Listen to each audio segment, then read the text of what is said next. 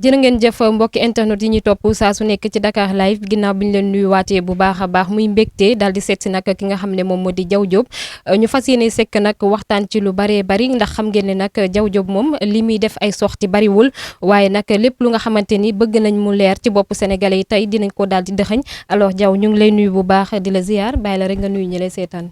yaay sister maa ngi lay fay di la nuyu aussi donc di nuyu ñi nga xamante ni tey ñoo ñuy seetaan ci Dakar live.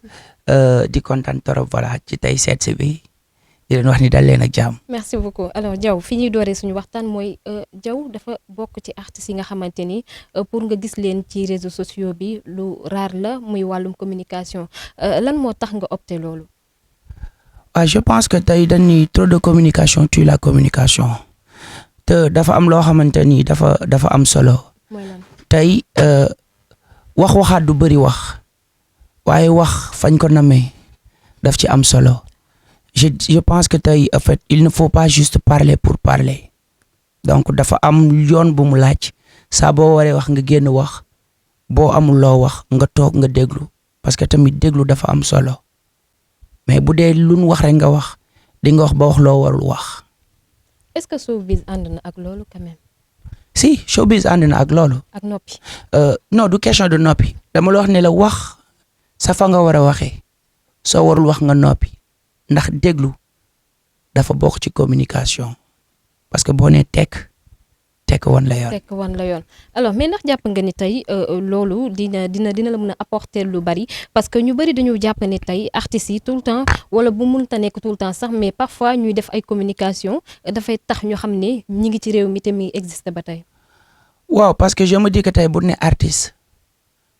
bokkul ak benn communicateur boo xamante ni peut-être tey moom à chaque fois dafa war di communiquer donc artiste bokkul ak benn journaliste boo xamante ni tey à chaque fois dafay joxe information tey comme je viens de le dire c'est très important communication mais boo communiquer ci kaw fa nga war a communiquer c'est-à-dire tey man su ma amee loo xamante ni war naa ko wax wala ma war a génn wax ko dinaa ko def pour communiquer mais à quoi bon tey bu fekkee aw ma lu ma war a wax lu ma dégg teel rek ne damm na.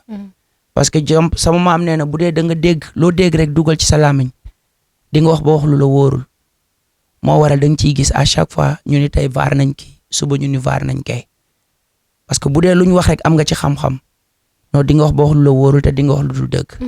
alors dañuy gis tout le temps coow li lu mu bari Diaw dafay toog ci coin kenn du ko gis mu wax kenn du ko gis mu génn quand même mais loolu tey lan lay def ci yow. waaw dara de loin damay observer rek. et comme tout le monde donc damay observer gis li ñun ñi di wax may suivre actualité xam nga tey il faut ñun ñu comprendre c'est-à-dire nit yi yàlla daf leen bind te yamuñu te ku ci nekk da nga am sa ligne boo xamante ni moom nga war a suivre léegi nag su fekkee da nga bëgg a surfer ci masse bi lu ñuy def nga ñëw topp ci ma riirandoo da ngay mel ni ñëpp kaña bu génnee beneen kaña génn da naan beneen kaña génn na. mais bu dee da nga jël sa kaña nga peinture ko mu rouge bu génnee da naan kaña bu rouge baa ngi ne. waaw ndax ñëpp a koy xàmmee. très bien noonu la demee. d'accord alors gis nañu showbiz bi mu bari lool coow tout le temps ak ay révélation yi nga xamante ni dañuy gis ñenn ñi di ko def tout le temps ak coow li nga xam ne moom mooy nekk ci showbiz ñu gis ni Diaw bokkul ci artistes yi nga xam ne dañuy créer buzz wala artistes yi nga xamante ni tout le temps ñi ngi ci coow li lan moo waral loolu. waaw xam nga tey dafa am loo xamante ni dama ko nawoon trop. ci suñu président bi fi nekkoon. président ban. Abdoulaye Wade suñu maam. da doon wax il faut travailler encore travailler beaucoup travailler et toujours travailler et je pense que liggéey àndul ak wax bu bari donc bu dee tey yow sa temps bi nga am yaa ngi ko concentré wu di liggéey di nga tal leneen lu dul wër di wax ndax ngeen si yaay ndongoloo nee na kuy liggéey ak kuy wër di wax. su weer bi deewee mënuñoo yam résultat. déedéet mënta ne. mënu nekk tey dafa am foo xamante ni boo fa tolloo yow liggéey rek la war maanaam man fi mu toll nii liggéey rek ma war leneen lu dul liggéey ay waxi neen la rek. alors sa jàngat tey ci coow li nga xamante ni nemmeeku nañ ko ci showbiz bi quand même ñenn ci ay artistes di gaaru waalante di waxante ci ay scène di yóbbante ay coow. sa gis-gis ci loolu en tant que artiste ndax gis nga ni loolu ànd na ak professionnalisme. waaw xam nga tey dañ ne ku ci nekk ak ni ngay tojee sa bopp gi naax donc ku nekk am nga ligne boo mën a suivre et tey le plus important mooy ku ci nekk yaay xool yow sa musique sa art sa culture nan ngay fexe ba jaay ko loolu yow la et ça n'engage que toi mais tey il faut pas que ñu jël ñëpp def leen ci même sac bi am na ñoo xamante ni ñoom opté wuñu loolu li ñu opté mooy concentré wu ci seen liggéey concentré wu ci li nga xamante ni public bi leen di déglu ñoom ñu ngi leen di safoo ñu leen koy jox buñ pare nekk seen ruux parce que am na koo xam ne tey bu deful bruit bu deful coow fa mu bëgg a yegg du fa yegg mais loolu moom la engagé donc tey dañuy observer rek toog di leen seetaan. alors Diaw ndax artiste tey war na taxaw ci kaw seen di wax ni maanaam di jàll baat wala di gaaruwaale est-ce que ànd nga ci loolu. ndax artiste war na taxaw si kaw seen di gaaruwaale. kan moo taxaw si kaw seen di gaaruwaale. mais question la rek parce que. non damay laaj dégg nañu artistes yu bëri yu nga xam ne dañuy taxaw ci kaw seen di wax ni dañoo mën a wëy am na artistes yu nga xam ne taxaw nañ ci kaw seen wax ni seen papa nekkul ci musique te ba ñu ñëwee li nga xamante ni lañ fa def bokkul ak ñi nga xamante ni seen papa dafa nekk ci musique. waaw mais waykat mais en tant que artiste est-ce que loolu. non je pense que tey waykat bu taxawee sur scène ni damaa mën a way def na lu ko war. ah bon. yes est-ce que doo xaar public bi ne ko da ngaa mën a way. waaw c'est très important parce que mën a boo gis yow waa ko gën mais des fois mën a du pour wane wu ni mën a des fois mën a day wane juste benn confiance pour wane que ni yow li ngay def tey yow xarañ nga ci waaye mën a goo gis. yow moo ko gën. mais ndax du xarañ dañ la koy jiiñ. waaw xarañ dinañ la ko jiiñ mais xam nga tey dañ ni loo xam-xam Masamba gën laa xam boppam. tey am na mbër sax foo xamante ni bu fa tolloo day ñëw fëgg dënam daal di bàkku cela ne signifie pas que ni tey voilà que moom rek la wala lu mënti doon mais des fois ni dina nekk ci xabtal yoo xamante ni day jóg xam nga daal di fëgg boppam wan leen ni pour joxe confiance wan ñi nekk ci ginnaawam que ni leen man la waaw mais nag mën a goo gis. yow ak gën kon yow d'accord nga wax ci artiste bi nga xamante ni tey mën na taxaw ci kaw seen di wax man la. waaw non déggalu ma la tolluwaay la ku nekk ak li nga sentir. d'accord. par exemple man damay woy ma ni li may woyee neex ne leen ma kaar macha allah. parce que xam naa ni macha allah li may woy dafa neex. d'accord. alors transhumance yi nga xamante ni nemmeeku nañ ko ci wàllum showbiz bi tey man ma nekk ci Diaw Diop ba ci yàgg ma jóge fa daal di dem ci Amara nekk fa aussi tey noo jàngatee loolu transhumance ci wàllu musique am na ñu nga xam ne nee nañ ñoom ànd nañ si. waaw xam nga tey boo nee transhumance ci wàllu musique dafay xaw a complexe parce que tey ñiy transhumé lu ci ëpp ci politique la leen doon gis. mi ngi ci seen. waaw ñu ci ëpp tey ci politique la leen doon dégg. donc je pense que tey xam nga dafa am loo xamante ni c'est très important fii chacun est responsable de ses actes nit ku ci nekk sa magum bopp nga. te ki nga xamante ni tey joxoo ko mu lekk joxuloo ko mu naan moom mu ni nii la bëggee doxal àddunaam ñaar moo mën a am. nga woo ko boo ci amee sa xalaat. bu dee da nga koy yedd nga yedd ko bu dee da nga koy conseiller nga conseiller ko boo ci amul sa xalaat nga bàyyi ko moom mu doxal parce que moom loolu la opté parce que sa maam nee na nit ku koy yedd ci biir nit yaa ko xas. loolu la ñu wax de. loolu sa maam wax sa maam nee na nit ku koy yedd ci biir nit yaa ko xas mais magum jëm donc bu demee ba ni man lii laa opté pour def ko donc il faut le laisser prendre ses responsabilités.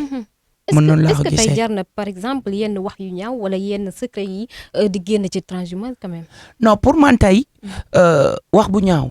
wala secret du loo xamante ni tey am na solo trop ñun suñu musique parce que gis nga tey dañ naan lu fi ñor bañ koy màcc. loolu la ñuy laaj. c'est-à-dire man dama gisul tey ci musique sénégalaise ñun fi ñu nekk loo xamante ni tey jar na xëccoo wala waxante lu ñaaw.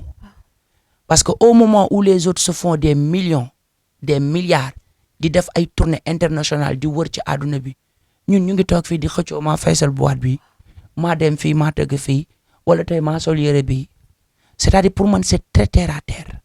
en fait vision bi dafa gàtt de trop parce que yow yaa ngi ci showbiz bi mais mosu nga gis artiste bu dem tëgg ji Mali. bu weesoo tey nga dem tëgg fenn ñu dajale Sénégalais ñu ñëw ñu dugal la ci benn boîte. mais kan nga fi gis kii musigam mu dem Mali y en a pas man ba ci sous-région Burkina Faso ban artiste sénégalais nga gis mu dem tëgg fa. question la. parce que ci li ñu war a concentré wu dañu bàyyi yoon boobu jàdd ci beneen yoon boo xamante ni on est renfermé sur nous-mêmes mais bu doon dañ koy def sax parce que tey ñu gis ci suñu bopp am ci dara mais dañ koy def ba pare gisuñu ci su bopp parce que li ñuy xëccoo maanaam bool bi dara neew fi. donc pour man jarul waxante lu ñaaw. parce que milliard amu ci.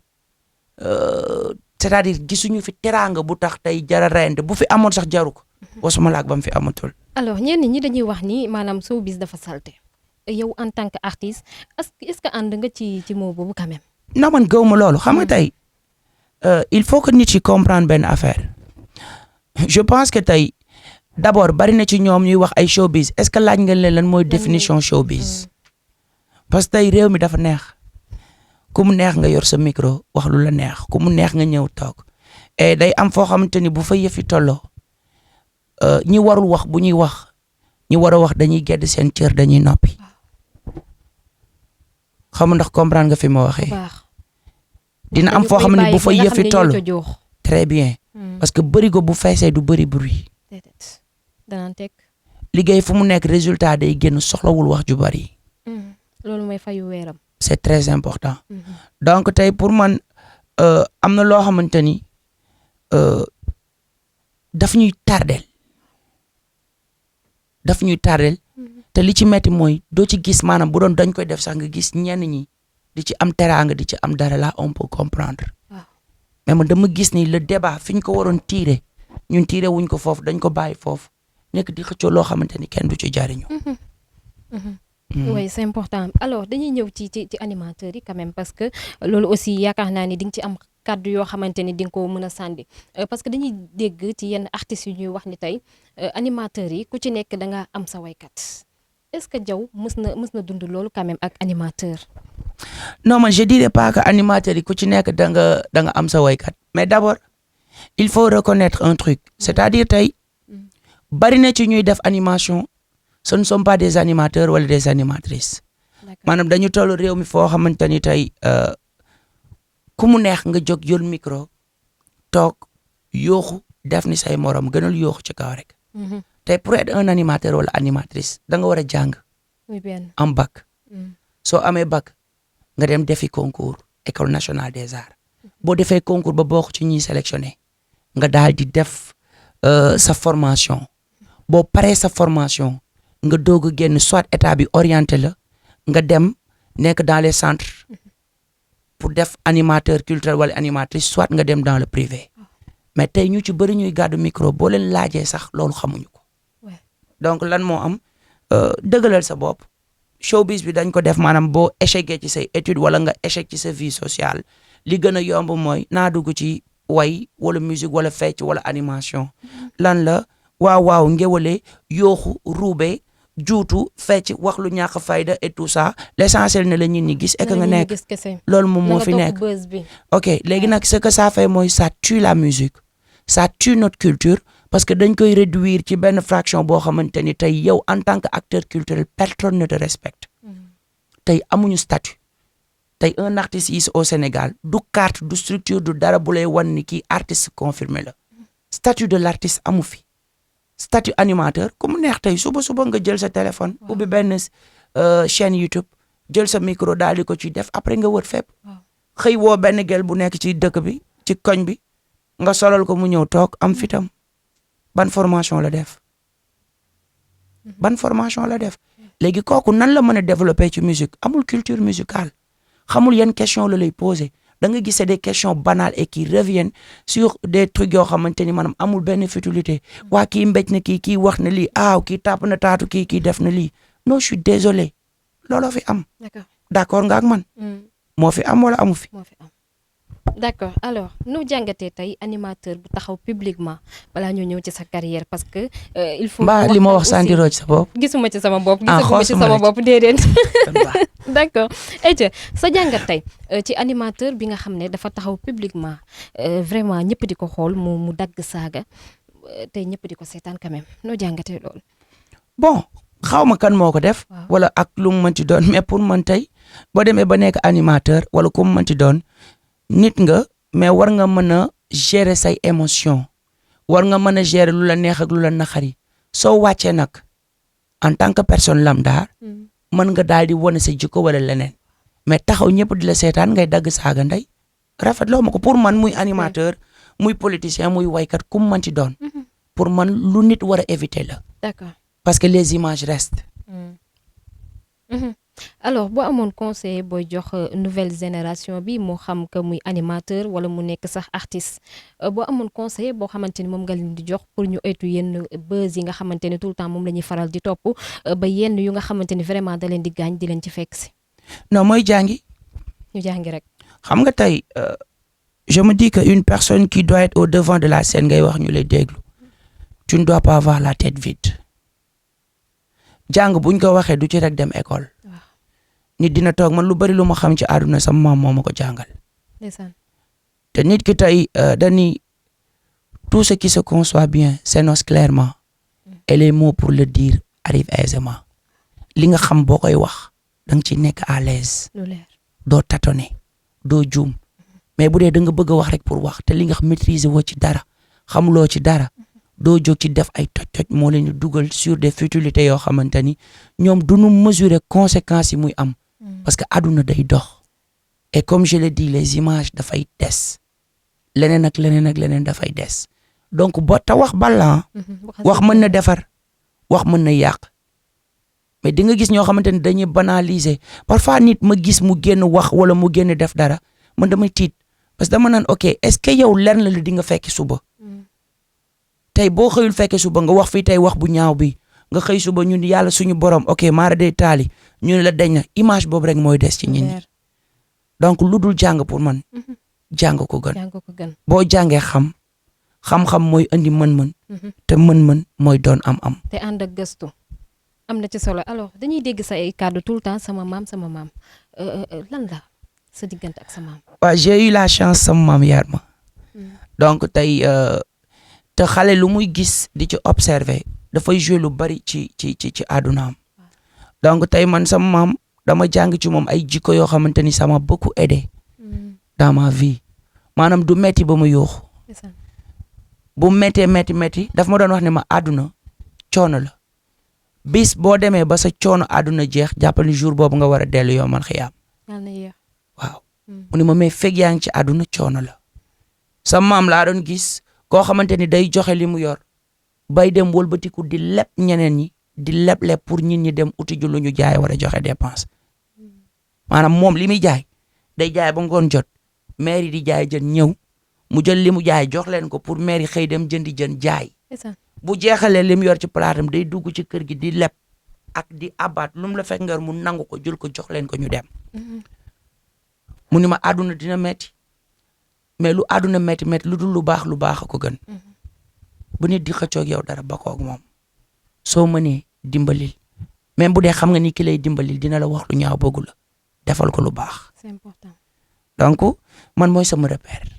Et ça m'a beaucoup aidé sur ma façon de voir la vie sur beaucoup de choses maanaam dara fekkul samay bët yaakamtiw ma maa ngi sama ruq je roule à mon rythme et je fais ce que j'ai à faire je me concentre sur mes objectifs. D'accord alors dañuy faral di wax naan waxu mag mën na yendu àll mais du fanaan est-ce que sama mës na la wax loo xamante ni mës nga toog un jour gis ko.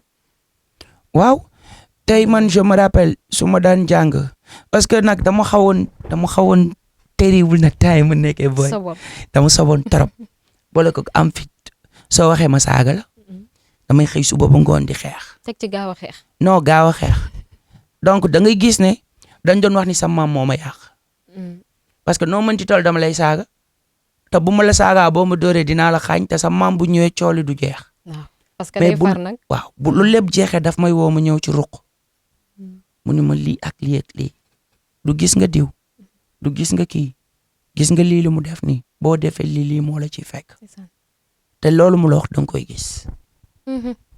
donc waxu mag man je confirme dina guddee. waaye du fanaan fu mu jaar mu agsi alors dañuy ñëw nag ci wàllum carrière bi parce que ku nekk xam na ni Diaw Diop vraiment comme ni ma ko waxee sànq say sorti bariwul waaye gis nañu aussi at bu nekk di nga def benn morceau bu nga xamante ni sénégalais yi dañ koy bàyyi xel bu baax a baax lan moo tax nga choisir at bu nekk benn morceau. waaw parce que tey ñun commencé nañ musique je me dis que boobu ñu ngi nekk ay étudiants donc j'avais déjà mon orchestre. Donc, am nañ peut-être pas mal d'expérience parce qu'on a beaucoup tourné dans les hôtels, dans les restos, bars et autres. Donc, on faisait de la variété.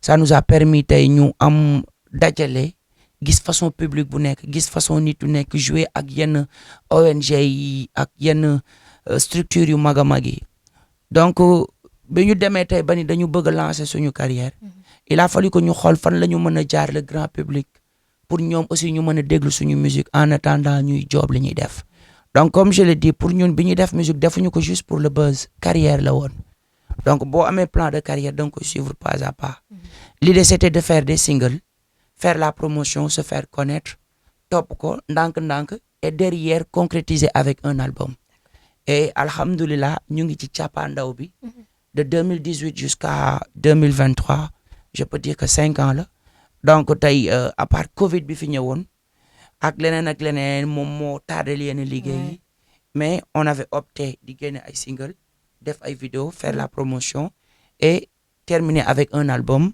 après doog a def ay tournée doog a def yenn spectacle yi ay salles yu mag yeeg yeneen détails comme ni ma li waxee rek carrière la ñuy def topp ñu juste di tëllëx comme ay gumba pour topp ci nii rek di dem quoi maanaam pour gëm rek daf say bët rek di dem di làmbatu di dem quoi gëmuma rek dóor waaw d'accord ayca am na solo alors dañuy ñëw ci morceau yi nga xamante ne koy faral di def durée bi nga xamante ni daf koy am quand même bokkul ak yenn artistes yu nga xamante ni tey dañuy génne benn morceau ñu déglu ko benn un mois 2 mois 3 mois fàtte ko te dañuy gis tout le temps que ni Diaw Diop bu génnewee yi mu génnee woon première morceau bi mun naa ne luccum ba tey nit ñi ñu ngi koy déglu alors nan nga gérer tey ci sa wàllub liggéey ba tax tey loolu doo ko faussé benn yoon. waaw loolu d'abord ça fait plaisir et dañ ciy sant yàlla parce que tey pour man nit ki jàmbaar amul ku suñu borom dimbali moom moo am mais aussi yàlla mi ñuy dimbali doo toog rek mu lay dimbali da ngay ñafe mu fekk si la ci donc ndimbal dañ ci fekk loxol borom donc tey peut-être comme li ma la wax am na benn expérience boo xamante ni jot nañ ko fortaatu ci musique et alhamdulillah je suis bien entouré quand il s'agit de tout ce qui est direction artistique ak ay musiciens professionnels c'est-à-dire man tey comme ce que font les autres man boo répété wul mënoo jouer ak man ñun suñu musique comme mënuñu ñëw waaye dañu am soirée wool diw wool kee pour mu ñëw xarmata non wool requin bi man tu répètes pas tu peux pas jouer avec moi parce que répertoire bi ñu jouer c'est des musiques yoo xamante ni tey dafa ko structuré il faut être un musicien même pour jouer ak ñun boo amee yenn niveau yi mënuloo jouer ak ñun parce que dañuy jouer tous les styles donc ce travail bi nga xamante ni en amont moom la ñuy njëkk a am c'est ce qui fait que bu ñuy génn dara da ngay gis dañuy dugal ay dagitu vidéo génn single mën naa génn single mu toog 4 mois 5 mois mooy doog a génn vidéo bi da ngay gis ni la chanson traverse toute l'année donc musicalement ay professionnels ñoom ñoo koy job mais aussi dinañ ci développer loo xamante ni de telle sorte que tey bu ko ñu ñi déggee dina leen accrocher de telle sorte que du doon bonne musique bu ñuy déglu rek teg ko à jeter quoi et loolu dañ ciy sant yàlla et je peux dire juste que c'est l'entourage technique le directeur artistique Fada Bams que je salue au passage avec toute l'équipe derrière. Machallah. ñoom ñooy def liggéey bu am solo boobu. alors am na ñu ne Diaw xale yi fi nekk moo leen gën a taxaw mais dafa taamu chaque at bu nekk mu def benn morceau quand même ñu gis artiste bu nga xamante ni jamono ji door na muy bizz yi ñu gis ko mu aussi mu daal di ñëw fekk si leen ci li nga xamante ni moom ngeen di def quand même mais ñenn ñi dañuy laaj lan moo tax nga bàyyi ko ak moom quand même muy def concert xam nga commencé récupérer xale yi lan ngay tontu ci loolu. non il faut comprendre un truc. yàlla mooy dogal. bien vrai que nag comme je l'ai dit man gëw ma suñu borom dimbali la te nangu woo ñafe. am na liggéey bu nekk ci ginnaaw. tey dañu comprendre que ni musique équipe moo koy def. waaw maanaam musique industrie la. industrie bi dafa laaj tey une équipe. boo xamante ni ku ci nekk dafa am rôle am boo koy def artiste di nga ko dàqa woy fuuf mu ëpp la encadrement yegg foo yeggul xam ndax comprendre nga artiste yow di nga ko dàqa woy gën ko xam musique dàqa ko lépp mu ëpp la encadrement yegg foo yeggul c'est-à-dire il faut être bien structuré mais malheureusement pour ñun dañu nekk ci dëkk boo xamante ni en fait dañu jël musique bi fractionné ko ba tey c'est très rare tu vois un producteur wala structure wala maison de production wala label. Est-ce que amatina sax amatul ce qui veut dire que ni les artistes ils font de l'autoproduction mais les artistes courent dans tous les sens. ñoom ñooy bëgg a nekk waykat bi nekk manager bi des fois directeur artistique et tout et da ngay gis loolu day manqué par contre la nouvelle génération dañu am fu ñu fekk way bi ñu ñëw andi ko ci beneen sphère te xam lu ci neex y a pas de secret Visi musique bi muy def booy yi ñooy dem dagg seen xaalis ticket ñëw kenn forcé wu leen ko bokkul ak yow mi jóge ci koñ bi nga xamante ni du way bu neex wala nga aay ci musique wala dara mais sa waa koñ ñoo la ngemb ngay woo kaay leen dimbali ma ñëw leen sama soirée ñëw leen jàppale ma kii jaay ak kii saraxu bokkul xam nga ndox comprendre nga fi ma waxee c'est des choses yoo xamante ni neexul ci dégg mais moo am boo ko waxee ñenn ñi dina kaa soxal non bu ñu naxante Vigile li muy tëgg le gars imagine on te dit que le boy dafay jaay 12 000 prévente daf ko jaay c'est de l'argent qui rentre moo tax mu la xale bu ndaw doon millionnaire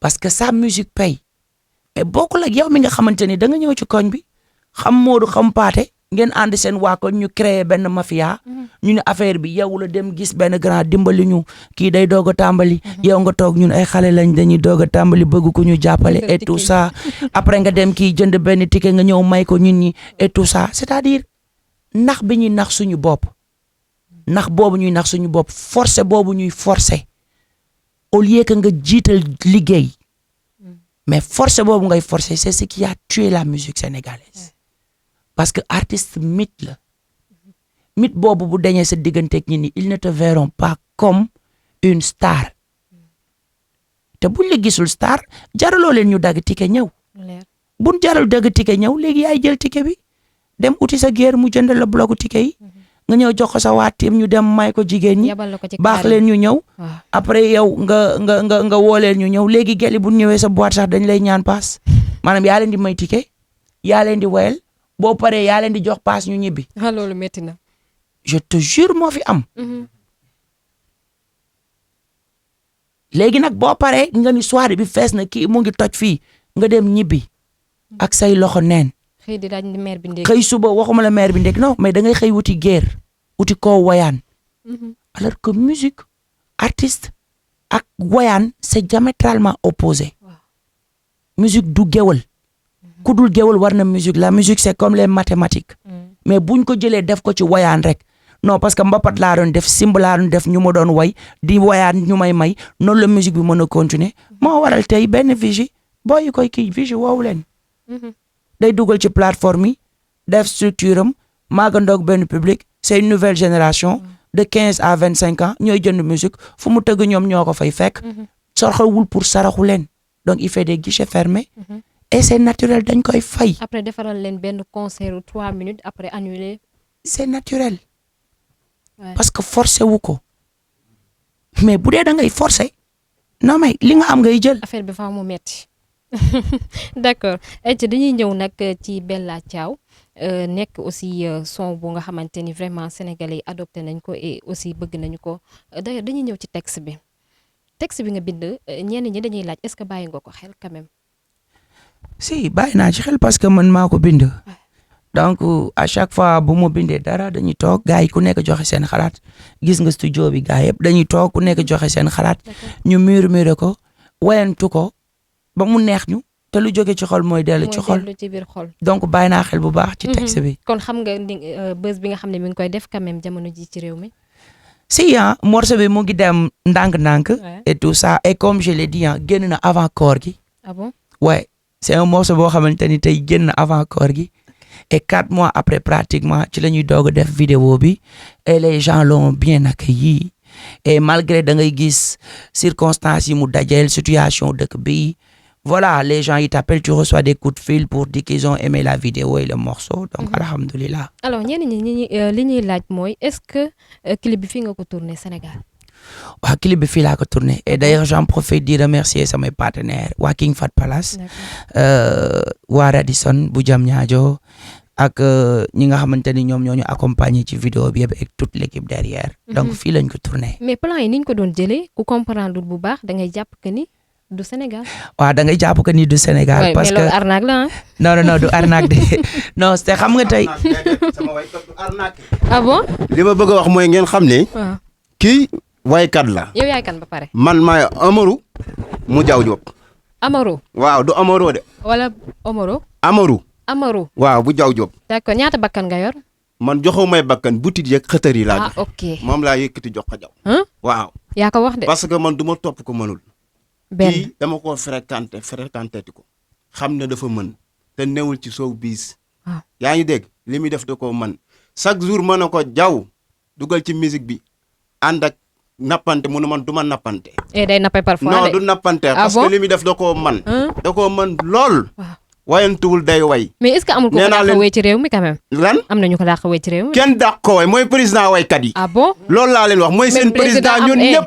li ma lay wax bala nga koo xam nga dugg ak moom ci anglais wala président français. am na ku ko moom quand même. kan ci réew mi. réew mi kenn mënu ko fi. Wally Seck moom président ci réew mi. waaye bàyyi ma kii kenn mënu ko kenn dàq koo way. Ah bon? kenn dàq koo way ci réew mi. du ma nangu kenn di ko dàq way moo fi dàq way buñ demee ak ñoom ci anglais mu ray leen. ci français mu way kii bu ko neexee mu toog 9 heures de temps di wecc anglais. lan lay wax ci anglais loo xam ne jàpp nga ko yow. lépp lay wax. anglais anglais. waaw. loo ci bëgg mu waxal la ko. ah bon. loo ci bëgg day way morceau yëpp ci anglais kii bu toogoon nag anglais yi tey ñu jógee États-Unis ñëw toog danañ xam ne musique lay def. leer na. nekkul koo xam ne daa jàngi ba baatam dee mu ñëw ci musique bi xam na looloo gën a yomb.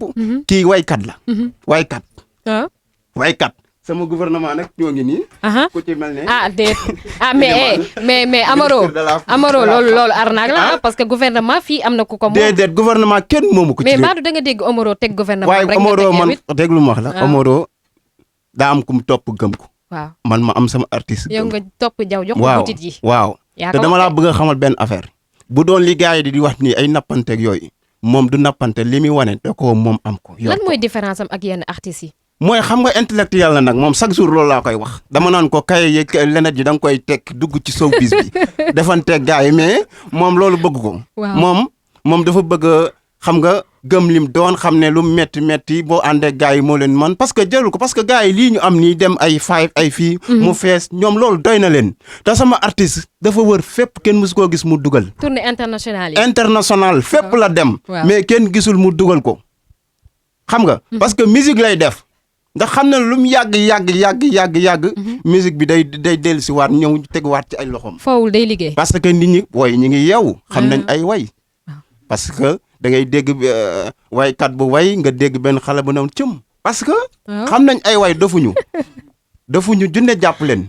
booy yi yëpp xam ay way. waaw aywa. waaw kooku mooy député bi. d'accord.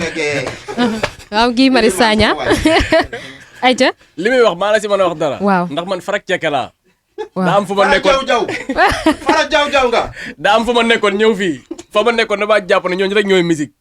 mais bu mu ñëwee si moom dama ne man ndekete déglu woon ay woy booy ay fari yoolee la noonu ay fari yoolee xaw ma nu ko doon woyee noonu ay fari yoolee. mais da ngay ñëw si moom mu tegal la musique. c'est ça ci jox micro fari yoolee la. ngay dem ay five di dem ay vogue sa nopp yi di bëgg a fokk. mais boo ko fekkee vendredi king fat. ba ñëpp toog ñu taabale teg musique bi wàcc. ajjuma bii ñu jëm. yow di nga ñëw di nga fi xam dara. leer na mooy jiitu màggal gi kon. yàgg na. jeex na ayca joxal ma Amaro. dama ne. waaw kii waykat la. waaw. li muy def da koo man làmbatuwut lu leer laa la wax. te ñoom seen waykat yi bu nekkee am nañ fit nañ ñëw. waaw. démonstration. waaw. ak yenn artistes yi. non problème bi du loolu. waaw. xam nga ñun dañoo toll ci instant bii nii defaraat musique bi nii. parce que musique bi li ma la wax sànq ñi ci bokkul ñëpp danañ ci génn. parce que tey jii nii am na ñoo xam ne bañ commencé way nga leen di dégg yàgg nañ. ban tournée internationale nga li dégg ñu def ko. parce que xamuñu luñ fay yóbbu.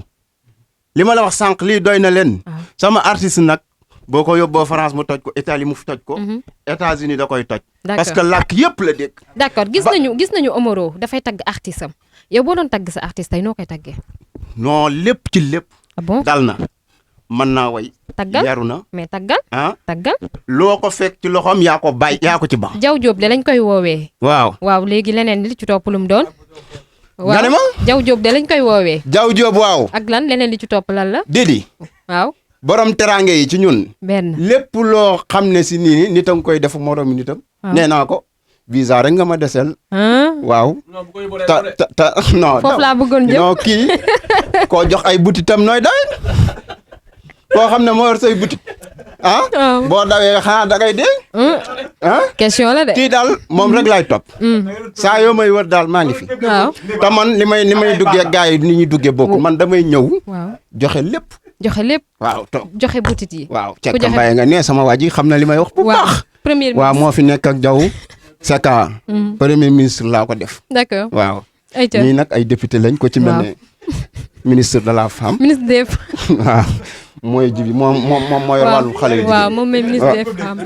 waaw kii mooy Bourguewal. Bourguewal waaw. man maay Lamine Bara. waaw Lamine Bara. waaw. naru ma woon a wax sax. faaw nga wax nag. waaw mais sama deret a yëngu. président moo toog. waaw kenn mënu maa nax ci way. waaw barke yonent bi. kii kenn du moom. ndeysaan. barke alxuraan doo dem soirée fekk fa Balla. doo dem soirée fekk fa wuyu. doo dem soirée fekk fa caga. doo dem soirée fekk fa kuy tafoog di def yëfi dof. ñëpp a li sonal na jigéen ñu bari nag loolu. sañse ñun sañse lan xam silvissé ci loolu lan jublu. sañse sol lu rafet simis bu rafet classe. daal di classé parfum bu neex. waaw màcc suñuy tuñ nag dañuy tiitaru. waaw. ko ànd ak moom da ngay tiitaru te xale yi dañ lay bëgg. waaw yow daa way sañse te bi mu koy way ñu ngi toog. barke yonent bi. waaw. kii daal xola kenn mënu kaa téye waykat yëpp. li muy site internet bi tax mais daa am lu ma leen naroon a wax mais garaawul. mooy lan naa ko rafet garaawatul kay. waykat yëpp. ci potu sambur. ayca ñëwal jaway seen baay. am na solo. yaa fi ne Diop. ayca merci beaucoup. am na solo bu baax a baax alors Diaw sa studio bi neex na quand même defe naa ni yow lii ngay dund tout le temps parce que sa équipe bi nga xamante ni moom nga indi muy gouvernement bi nii lañ lay rayee tous les jours. no gars yi day nañu gis nga ñii. waaw duñ la waaw gis nga sama caméraman wax na ko nee na am nga Omaro am nga délégué Ama parce que ñoom ñëpp ñoo ngi fi toog. non gars yi teg nañ seen gouvernement rek. am na ñoo xam ne yow. waaw ñoo xam ne gisagoo leen. ah bon. waaw. kon am na ñu leen des na. xam nga tey dañoo nekk ci activité mais ñii nga gis des na ñeneen ñoo xam ne si nii ñoo nekk ci ginnaaw. d'accord parce que ñun lii naaruñu ko woon sax mais dañoo gis. Sénégal li mu demee nii da ngay gis ay boo yoo xam ne xamuñu dara. mënuñu faaw nga am ku lay tagg nag force mu am lii nee naa ko da ngay teggi français beeg intellectuel beeg yëpp. di def sénégalais def texte vers yi xam nga moom tubaab la. waaw moo tax dama ne ko da ngay bàyyi lépp. ñu sow bi jeex na. parce que ñun buñ soo bis dañoo parce que mën nañ li ñuy def dañoo mën. dañoo mën xam nga way da nga gis ñoo xam dañ ciy dugg tey jii boo leen laajoon tey jii lan mooy note. duñ la ko wax. waaw kii boo ñëwoon ak moom ci musique tey jii nga laaj ko xam nga laaju ko yooyu. da lay wax musique boo nee ting-ting. li ne la wax yaa ngi ci note sànkam. leer na tey déggoo li ma la wax. musique bi fi mu toll nii waxuma la jaw waaye ñun ñu ko topp rek kuñ ci topp ñu lekk la. parce que dañoo xam musique ba nga xam ne jamono ji wax ni ñoom dañoo mën a way mënuñu jaw moo leen tët gars yi mënuñu. kii damay dem soirée ba ñibbi du ma ñaq di déglu ay way di naan. waaw. xam nga loolu mooy musique loo xam ne dañ koy way muy dugg sa xol bi. boo amoon ay problème nga fàtte lépp. waaw. billahi. am na solo. sama président daal. waaw. du jàmmi réew président waykat yi laa ko tuddee laa président waykat yi parce que lu tax mu tuddee ko mooy moo leen dàq làkk français anglais lépp. bu tey ji bu benn américain ñëwoon ci dëkk bi tey. ne musiciens yi laa bëgg a wax ak ñoom ci anglais kan ngeen yaakaar ne tey ji mën naa wax ak moom ci anglais ba suba. bari na nag. kan la. Waly Seck. Waly man. men. yow xanaa da ngaa dof. yow tamit xanaa da ngaa dof. micro Amaro. waaw bàyyi ma ay jaajëf merci beaucoup am na solo bu baax. seen président mi ngi leen di araftu. taal dafa naa xool yéen waa Dakar live bu leen ma andil problème man kenn musuma dégg ci ay wax ak ay coow buy ma yow bu fi andi problème na taale bu fi andi problème gars yi dañuy ruube ñii chaque jour ñii duñ ma may dara chaque jour jàppani maak ñoom Irak la suba ba ngoon chaque jour ñu xëy ma ne ma sa tubaab yeeg sa kii ngay jël teg ne le wàcc ñëw ñu showbiz ma leen non defal nànk mais xam en fait cela juste revient à dire tey da nga gis ne en fait benn milieu la boo xamante ni tey léegi dañ ko réduire ci benn niveau boo xamante ni c'est tellement terre à terre alors que warul woon dem noonu parce que la musique pour man tey en fait il faut que ñu ni xam ne secteur économique la boo xamante ni secteur la boo xamante ni mën na développer lu bari ci réew je ne cesse de le dire dama naan par exemple tey si on arrivait à structurer la musique de manière que tey un artiste génne single nous sommes plus de 17 millions de Sénégalais donc bu 10 millions yi jëndee ku nekk fay 100 francs laa waxuma 1000 francs wala téeméer maanaam 17 millions sénégalais bu 10 millions yi jëndee ku nekk fay 100 francs c'est 1 milliard. waaw 1 milliard par single. man su ma nekkee milliardaire keneen nekk milliardaire keneen nekk milliardaire lan lañ mën a investir ci réew mi bari na. donc tey ñi nga xamante ne ñooy ànd ñun ñëpp dinañ ci gis seen bopp mais da ngay dégg à chaque fois mooy problème bi nga doon wax kii ne dafa transhumé dem fii kii ne dafa def lii parce que la ñu yaakaare artiste bi amu ko. nekku fa.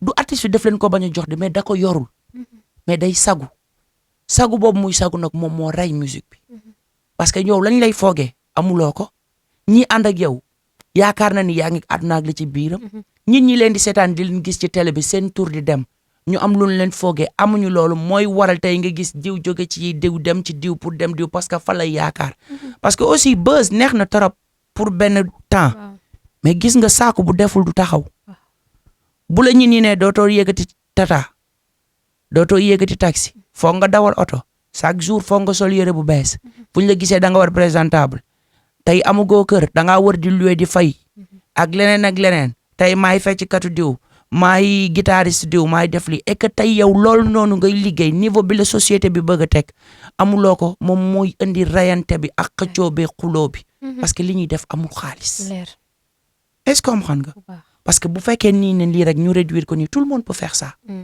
tey su ma neexoon ma xëy suba man rek ubbi sama làmmiñ di ratatati daa ko ñu ma wax keneen ak keneen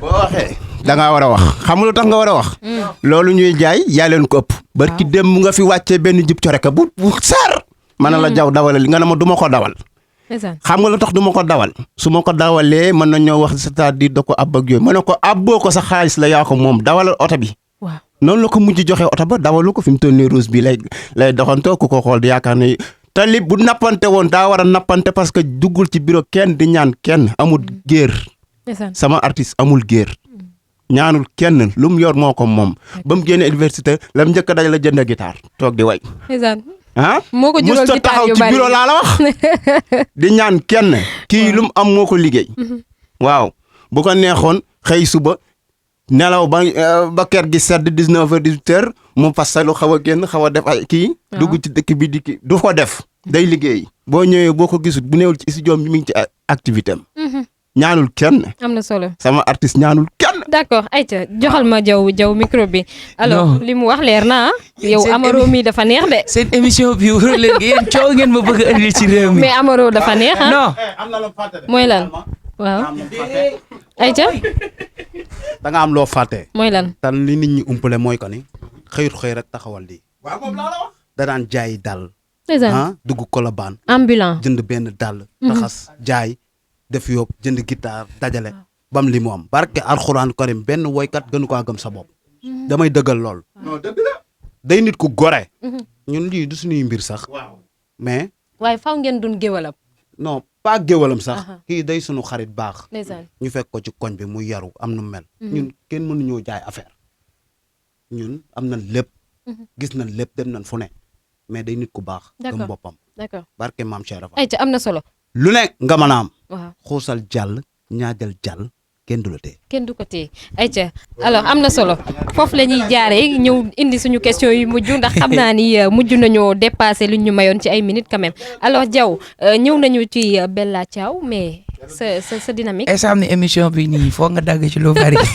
non kenn du dagg ah duñ dagg dara de. parce que da nga maa bëgg indil coowul ci réew mi te man. mais sa dynamique dafa neex quand même waaw dégg nga ñoom d'accord ñii man ci sa mbopp duñ ma may dara dañuy xëy su ba goon di ma ruube. waaw donc ñii dañuy ruube te coow nga ma nar a indi ci réew mi. non du indi coow t'inquiète ayca dañuy ñëw Diaw ngir ñu mën a collecturer parce que liñ ñu jotoon a may ci ay waxtu mi ngi bëgg a jeex dañuy ñëw ci tournée internationale yi alors Diaw gis nañ la tout le temps ngay faral di def tournée internationale ñu bëggoon a xam est-ce que Diaw dafay def comme yenn artistes yi nu ñuy def dem jël boîte bu ndaw wala ñu dem ci association yi ngir mën a après ñu am CV bu nga xamante ni dañuy wax que ne tournée internationale lañ doon def quand même. non je pense que tey mooy li ma la wax rek. waaw tey loolu moo taaril suñu musique. boo tëddee jaaxaan di saw sa bopp ngay saw. waaw yaay tooy de. tu vois. tey pour man suñu gis-gis war na mën a kawe ba suñu papa yi fi ñu tegoon niveau bi ñu teg ko fu gën a kawe au lieu de se limiter à ce que tey nga dem benn Italie ñu dajale ay sénégalais jël benn boîte nga jël la nga ñëw tëggal mbalax dem war nañ mën a liggéey musique bi de telle sorte que tey ni un artiste nigérien di jóge fay ñëw Sénégal public bi dem wuyu ko wala benn daj yu jóge fa la ñun war nañ ko mën a def mais ci comment pas ci continuer di xëccoo ay maa tëgg boîte bi wala waa koñ bi ñoo ànd ak man wala def na fii il faut qu'on arrive à exporter notre musique comment il faut travailler sur la base musicale s'enraciner et s'ouvrir man par exemple bi tournée bi ma mujjee dem Universal Woman Lady laa demoon Miss Univers laa mujjoon dem jouer ji donc tournée la woon bu amoon diggante Qatar Dubaï Abu Dhabi Oman donc demu ci boîte de nuit tu vois donc moom laa mujjee def à part ça tey lu ci ëpp bu ma demee États-Unis wala dara ñu ngi nekk di job si ay projets yoo xamante ni tey dafa am bu suñu album génne parce que comme je te dis il faut faire chaque chose à son temps tey pour man tey artiste même yenn salle yi yenn concert yi yenn affaires yi tey gis nga bu musique jaaree yoon àdduna ba muy baax dëgg artiste dafay def un projet ba pare def tournée défendre le projet jël yenn salle yi nga togg ko xaar mu ñor mais tey dañu jël musique bi def ko foo xamante ne maanaam yow na bruit bi bari nañ ko def affaire de koñ nañ ko def nawetaan nañ ko yemale fii mais loolu ñun ñëpp ci perte kenn du ci jëriñu c'est-à-dire te nax sa bopp la parce que doo am revenu la preuve en est que tey ñi gën a lekk xaalis ci musique sénégalaise bu weesoo tey par exemple suñu papa yi ñu jiitu woon amoon ay promoteur amoon ay producteur ñu leen doon épaulé di leen yóbbu ci yenn festival yi wala dara ay tourneur di leen fësal ñuy dem di ci gis seen bopp ñun génération bi kan nga fi gis muy dem festival bariwul ñi fi dem ay festival gars yi xamuñu leen moi je connais des artistes qui tournent pratiquement et que tey le grand public xamuñu leen donc fii ñi fi nekk ñi ñëpp lu ci ëpp buñ demee Europe wala dara ñoo fa yebbu seen bopp wala gis keneen ku la xëcc pour yóbbu la door visa wala dara nañ ko wax te dee moo fi am léegi nouvelle génération bi ñëw tey rappeurs yi ngay gis ñoom ñooy nekk égérie ñoom la marque yi di jël di leen fay ñoom ñooy encaisser ay contrat tey bu weesoo rappeurs yi boo yi nga fi gis ñii def par exemple benn afro mbalax même ouverture tey ñooy signé Orange ñooy signé feneen ak feneen da nga gis ba ci contrat publicité yi sax bu Sonatel jour yi lañ ko jox pendant ce temps ñun suñu génération fii nii bu weesoo tey Wally kan nga fi gis mu signé donc ils ont réduit la musique de telle sorte que kenn tu ci gis sa bopp et loolu nax sa bopp la man tey liñ la wax j'ai pas besoin di ñoddi lu ma amul wala di forcer fu ma yeggul je préfère y aller mollo bàyyi ko naturellement mu ñëw bu jotee rek day yomb bu jotee dafay yomb alors wax nga sànq ci lu jëm ci wàllum États-Unis Diaw da nga am soxna États-Unis ndax dama am soxna États-Unis waaw takk nga jabar waaw siiwul mais il ne faut pas mélanger vie professionnelle et vie privée pour man c'est très important yàgg na wala yàggul non ma vie professionnelle bokkul dara ak sama vie privée ouais et il faut nit yi comprendre que ni après la musique day am leneen te bu dul dara tey yow sa famille muy sa doom wala dara lu mu mënti doon looy wax da nga leen war a sóoraale parce que da nga leen war a protéger parce que je donne un exemple gis nga yow li ngay def tey 2010 bu passé 2010 sa passé la bàyyi nañ ko mais artiste bi li mu def ba 2005 ba 2035 mën nañ ko génneel tegal ko ci table bi donc looy def wala looy wax da nga ko war a sóoraale te des fois affaire bi du yam ci yow rek dalay impacter sa entourage sa famille te loolu yaa leen ci war a protéger donc faut pas mélanger vie professionnelle et vie privée loolu moo tax fasaloo sa takk soxna non li ma war a def xam nga le plus important le public qui m'écoute ils n'ont pas besoin de rentrer ci sama vie privée pour yenn détails amul leen jariñ mais takk fii jabar dañ koy fësal dañuy wosit déggoo li ma la expliquer ok léegi après pour ñu ni ok maa yóbbu 20 millions yóbbu naa 30 millions nga ni da ngay nappe nga wax lu dul dëgg ñii ñëw indi fii kii def na lii ak lii amul sens lu muy jariñ c'est-à-dire am na loo xamante ni da nga koy ñogal nga denc ko parce que loolu yow la ça n'a rien à voir avec ce que tu fais man c'est ma façon de voir les choses d'accord alors gis nañu Momo Dieng mu takkee États-Unis quand même ki mu nekk fu ki mu takk alors gis nañu ni jël ngeen États-Unis parce que ki nga xam ne moom moo di Momo Dieng sama nijaay takk fa la ne ñoo bokk équipe gis nañu Tarba yow aussi nga dem fekk jëlee lan moo nekk États-Unis quand même ñoo bokk équipe ñoo bokk équipe daal ñoo bokk équipe sama maam nee na ñu ñuy xar fi ñu koy yeewee rek fa lay lekkee ngooñ est-ce que du ñoo la fa dugal yaa ngi ree dafa mel ni de.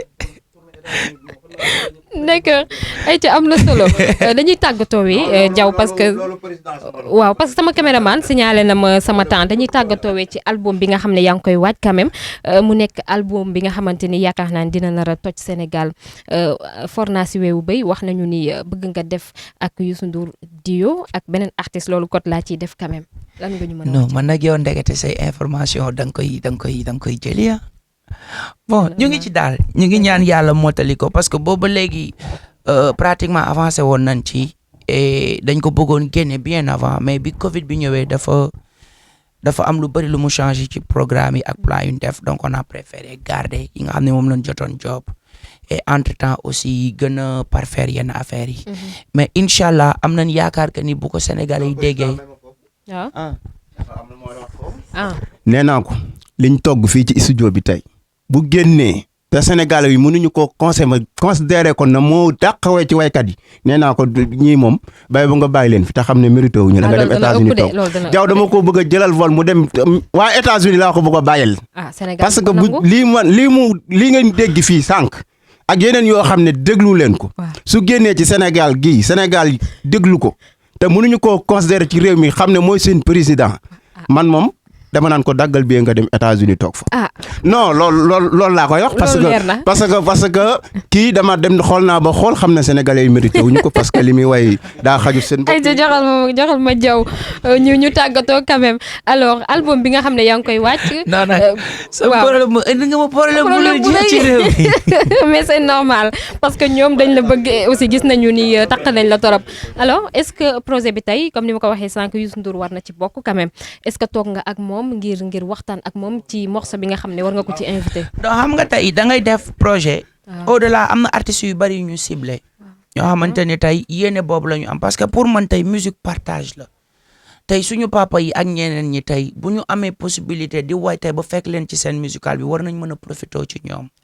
parce que aussi da ngay gis ni tey génération boobu noonu tey boo leen côtoyé wala nga bokk ak ñoom ci yenn kii loo xamante ni luy gën a jëmale kanam musique sénégalaise donc y a pas mal d'artistes yoo xamante ni war nañ bokk ci album bi donc cité na leen ñu ngi ciy démarché di ci nekk boobu ba léegi nànk-nànk donc mais incha allah laa xaw ma fan nga jëlee say information il ne faut pas mettre la charrue avant les bœufs nañ ñaan yàlla lépp sotti bu génnee sénégalais yi nañ ko gis incha allah mais am nañ ci yéene bu baax liggéeyandoo ceeg ñu bari d'accord alors am na solo Diaw mbégte la woon xam naa ne rek dañ koy mujjee tënk parce que suñu temps xooj nañu jeexal nañu bu yàgg ñu ngi lay sant bu baax di la jaajëfal bàyyi la rek nga tàggu ñi la doon topp ci Dakar Live. waaw d'abord di kontaan trop et ça a été un plaisir pour ñun ñu seq jotaay bi bien vrai que nag tey fi mu nii indil nga ma coow lu dul jeex parce que ñi roube nañ studio bi yëpp donc mais di kontaan trop voilà di nuyu encore une fois tey ñi nga xam ne ñoo ñu seetaan tey ci Dakar Live di leen wax nit Diaw Diop Didi la